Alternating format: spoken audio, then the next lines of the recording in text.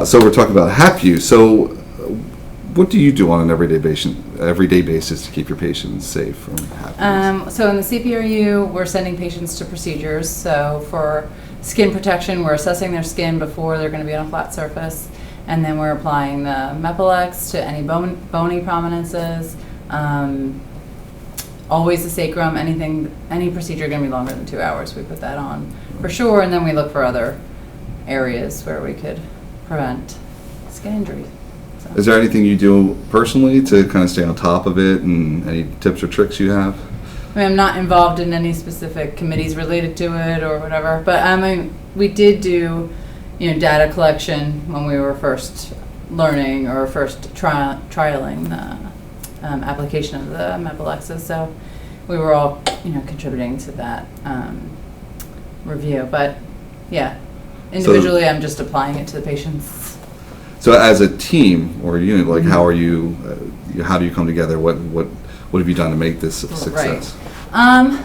I think just the process was everybody was really diligent. I think about reviewing for each patient, what we had done, what our successes and failures were when there was a skin injury of any level.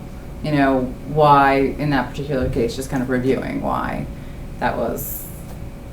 So when you to that patient. So how those reviews go? Like, there was at least one point person that I know of that kind of collected all of that from us as we filled out, like an evaluation paper for each patient, and then at least one person on our unit was the point person collecting all of that, putting it together, and kind of she's pretty diligent about coming back to us face to face, reviewing application of the Mepilex, and sending out emails, like updating people on what the next plan was or what the update was. So the communication from everybody was Yeah. very consistent. Yeah, it was, and I felt like of a lot of the projects we've done over the years, it was pretty short and consistent, and it happened in a pretty quick amount of time, I feel like.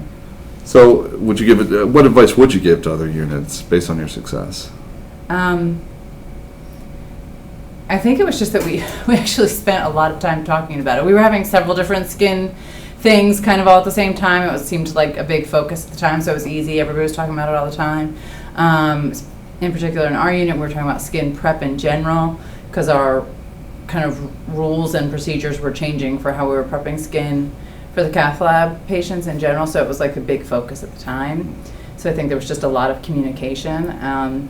Collecting the data was always there right in the front of your chart, so it was on your mind to write everything down, and I think it was just the fact that people were consistent about collecting the data and then getting back to us with the results. Right. So. It's funny we hear that a lot. That it's always in front of you. It's ever present. So yeah, not forgetting about it. Right, exactly. So. Other questions? If you can, just for people who may not be familiar, what is the importance of preventing skin breakdown in our patients going for procedures? So for our patients, specifically the cardiac patients, I mean, we're worried a lot about recovery time. First of all, they're going to be flat for a long time. Some of the patients that we're sending off are going to be sedated and paralyzed for a significant amount of time following their procedures.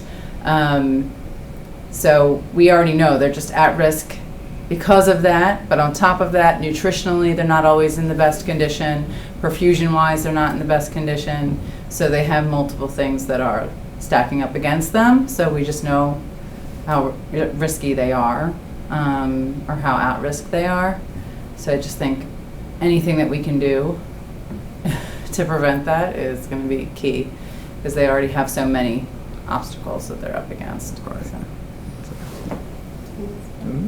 Awesome. Okay. That's Yeah, it. pretty Thank good. you. Really appreciate it.